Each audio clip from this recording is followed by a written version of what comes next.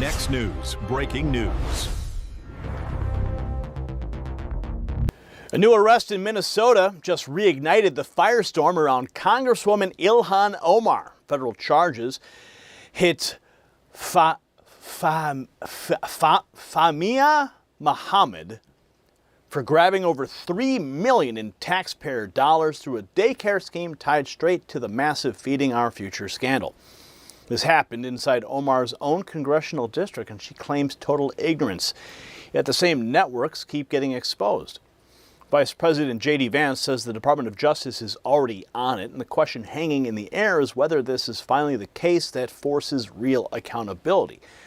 Now, American taxpayers lose hundreds of millions every year to these schemes, while hardworking families struggle with rising costs, and this hits trust in government institutions hard.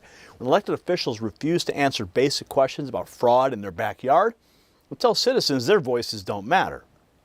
Under the Trump administration, the DOJ is moving on immigration fraud and these pandemic-era scams. That shift matters because it shows leaders willing to clean house instead of protecting insiders.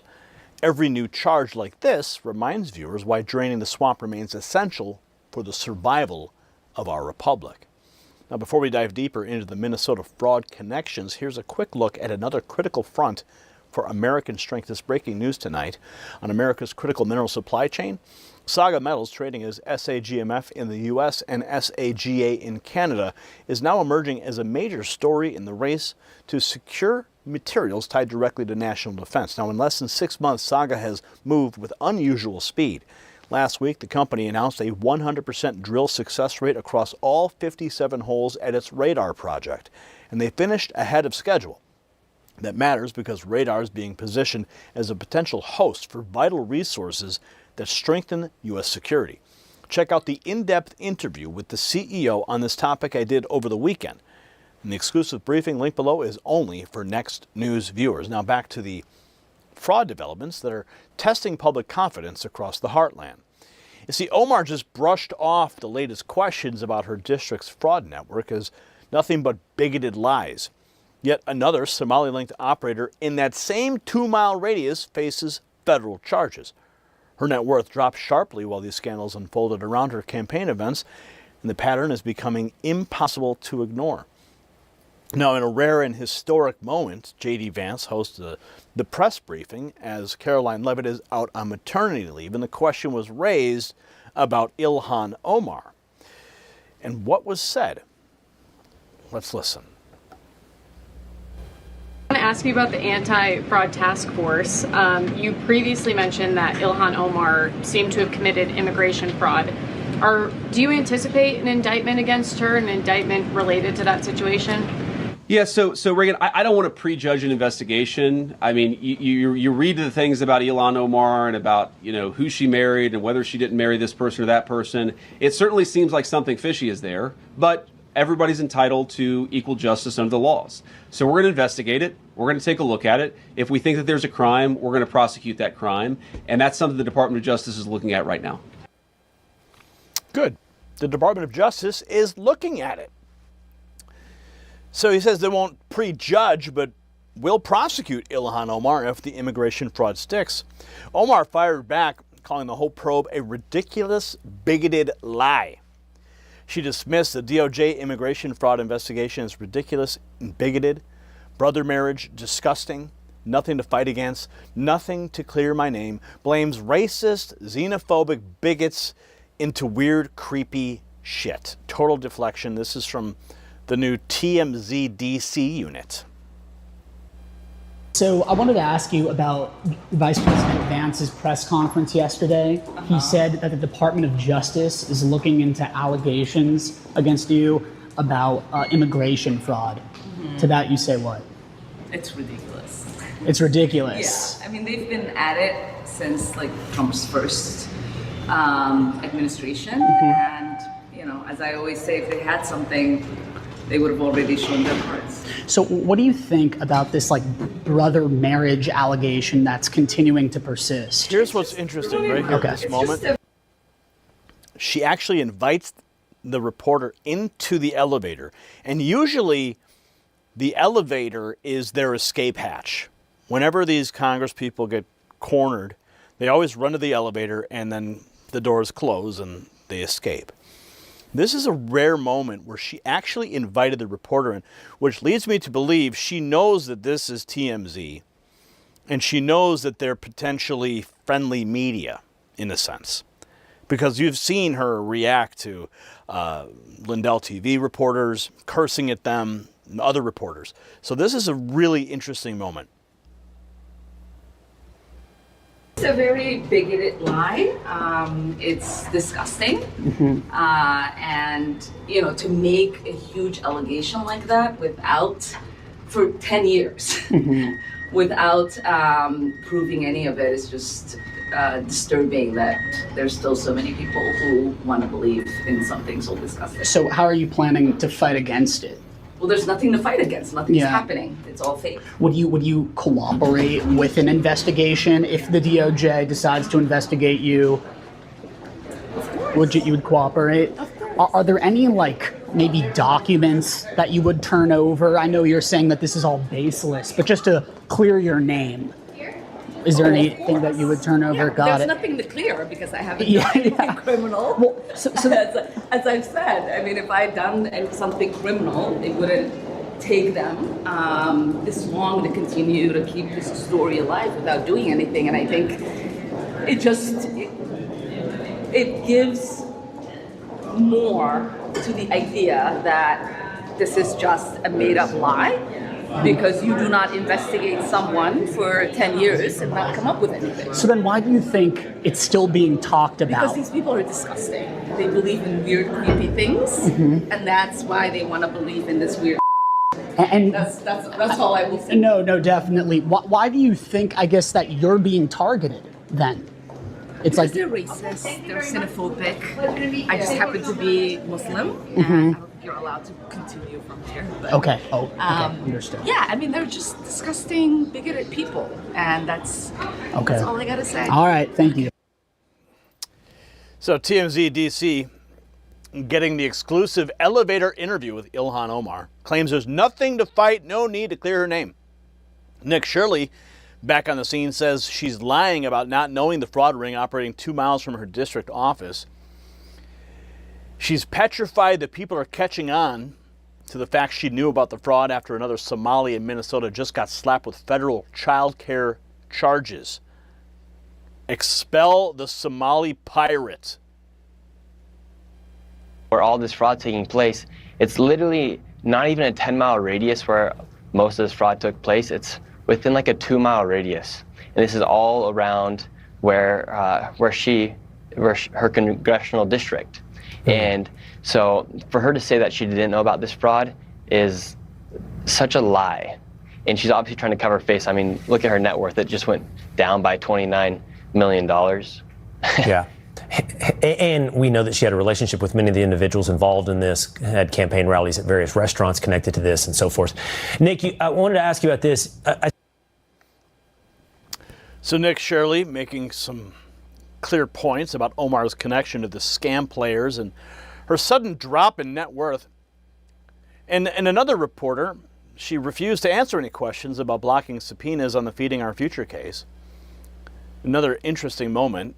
Ilhan Omar refused to answer any questions about her alleged connections to the massive Feeding Our Future fraud case, the pandemic-era scams that stole hundreds of millions from taxpayers.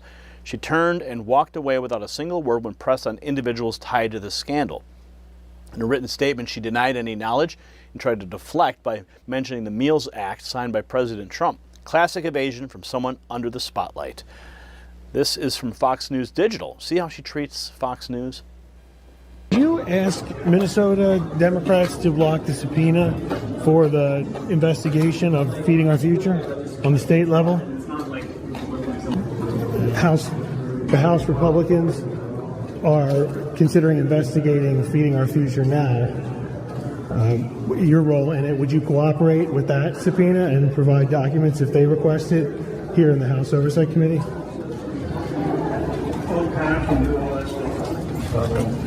Yeah. Very different Ilhan Omar there, treating Fox News.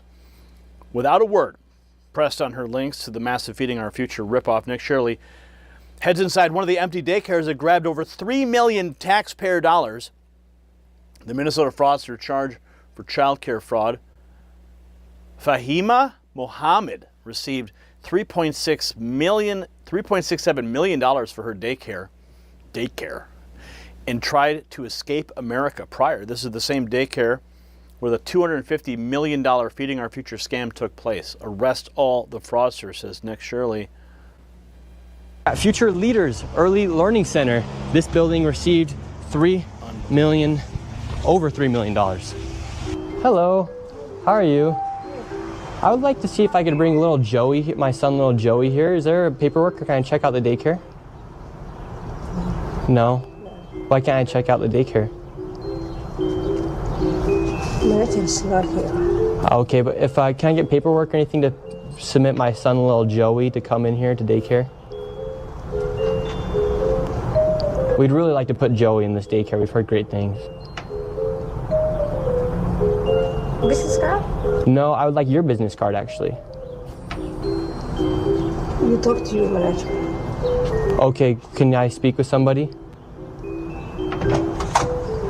Where are the children at? Are there children here today? No. No children? Yes. Why are there no children? Two of Mexico. Would my son little Joey have friends to play with here? No. No. Yes. No friends for little Joey? Yes. Sorry. Ah, dang it. Well, have a great rest of your day. Thank you. So, little Joey would not be accepted to that daycare. Joey's still homeless. Joey's still looking for daycare. Little Joey. Not going to make any Somali friends.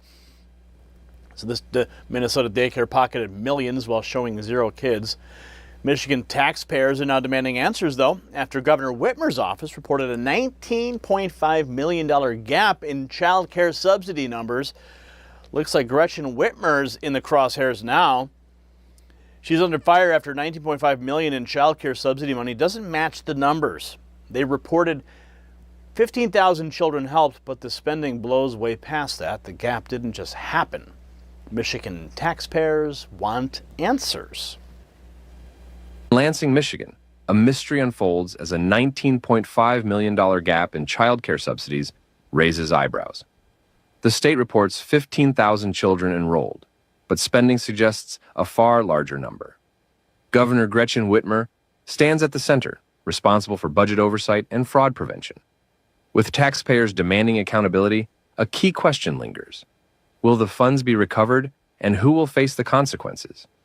Ooh, Gretchen Whitmer is next, it appears. So the numbers don't add up. On the child care cash, Senator Joni Ernst reveals the federal government's losing $1.4 billion every single day to fraud inside the system. She exposed a jaw-dropping betrayal, $1.4 billion daily to fraud. That's over $500 billion a year. And people working for the federal government commit it. Buckle up. What we have discovered as I've worked through a number of these fraud cases is that we lose approximately $1.4 billion every single day to fraud. That's taxpayer money. It's real money, Maria. And so through these small business programs, we're now exposing people working within the system, actually working for our federal government agencies that are perpetuating the fraud. We've got, examples of a fraudfluencer who was using social media to recruit participants in a small business scheme, and she gained the system by about $3.5 million. We have another example of a VA representative who was really asking disabled veterans for bribes in order to get their disability paperwork done. So we have all kinds of bad actors out there. We're going to expose them today. I'm thankful for Luke Rosiak's great work and so many others that have really brought America's attention to the fraud that's being committed against the federal government and our taxpayers. So this is no longer a handful of isolated crimes. It represents a clear pattern of taxpayer abuse tied to one political ecosystem. The Trump administration's DOJ is delivering results by investigating both immigration violations and these massive fraud rings. Americans are watching real action replace years of excuses, and that contrast reveals who is serious about protecting the country. So the Minnesota fraud story keeps expanding because it connects so many broken pieces in one place. Taxpayers deserve leaders who cooperate with investigators instead of deflecting. This is why the America First agenda focuses on accountability from the top to the bottom. So drop your thoughts in the comments below and answer this quick question. Should Congress open a full investigation into all ties between politicians and these fraud networks? And if you haven't done so yet, text the words raw feed to that secret number on the screen, 844-840-4963, to bypass the algorithm and get direct updates from me. Make sure you check out the Next News merch shelf below this video to show your support. Together, we're going to keep pushing for honest government that every American deserves. The system controls information. Information control is power. They don't want you to see this. The truth only survives together. They don't want this. Share this now.